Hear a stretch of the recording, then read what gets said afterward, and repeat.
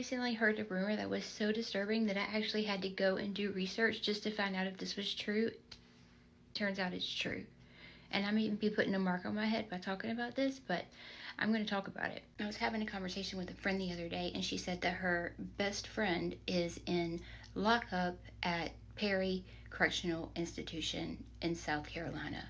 She said that he's been in lockup for so long that before they placed him in lockup, they actually offered him a course on how to survive solitary confinement. That was what piqued my interest.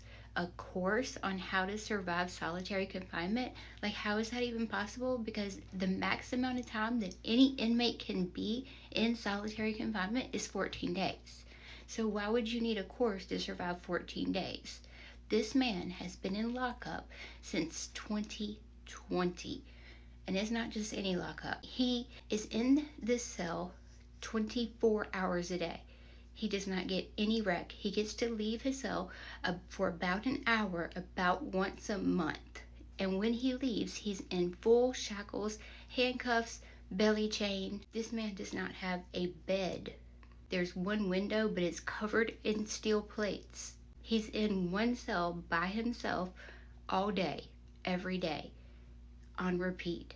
You would think, oh my gosh, like, what did he do? Like, obviously, whatever his charges is, I mean, it has to be pretty bad for him to have that kind of disciplinary action, right? And yeah, he's no angel. He didn't get to prison by singing on the choir too loud. He did some stuff, but none of it has to do with an escape charge. None of it has to do with manslaughter, murder. It's all trafficking charges. Trafficking of methamphetamines, other drugs, stuff like that. While he's been in prison, no escape charges, nothing like that. He was involved in a rather conspicuous conspiracy to traffic large amounts of drugs. Okay, but that was in 2019.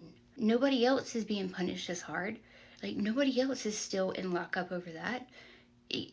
Just him. I don't get it. 2016, a group of former inmates and a law firm came together and they had a new policy passed where somebody who's in the restrictive housing unit, which is solitary, can only be there for those 14 days, like I was saying earlier, and that there's like these paths to getting out of lockup, like at the prison where he's at. This policy, OP.22.38 is the policy. The one prison that does not follow this policy is the prison where he's at, and it says it has instituted a Perry specific procedure that can be found nowhere in a CDC policy.